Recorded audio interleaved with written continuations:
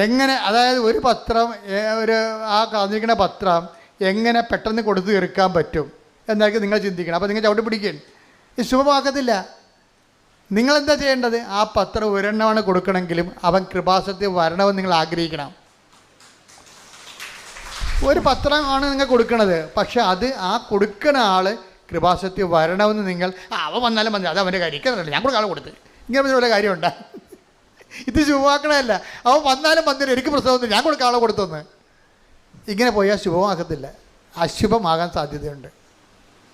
നമ്മൾ അത് കൊടുക്കുമ്പോൾ തന്നെ ചിന്തിക്കണം, കർത്താവേ. ചിലർ അവിടെ നിന്നുകൊണ്ട് ആ വെയിലത്ത് നിന്നുകൊണ്ട് പിടിച്ചെടുത്ത അനുഭവങ്ങൾ പറയും. എൻ്റെ ചേച്ചി അങ്ങനെ സംശയിക്കേണ്ട കാര്യമില്ല, ഞാൻ തന്നെയാണ് എൻ്റെ സാക്ഷി. ഞാൻ ഇങ്ങനെ അവസ്ഥത്തിലായിരുന്നു. ഇന്ന് ഞാൻ ഇവിടെ എത്തിയിരിക്കുന്നത് ഞങ്ങൾക്ക് തരുന്നതിൻ്റെ കാരണം ദൈവം ഇടപെട്ടാണ്. അമ്മ ജീവിക്കുന്ന സാക്ഷ്യമാണ് അവിടെ നടക്കുന്നത്. അമ്മ ഇത് കാണേണ്ടതാണെന്നൊക്കെ പറഞ്ഞ് അവർ ഒരു പത്രം കൊടുത്താൽ അത്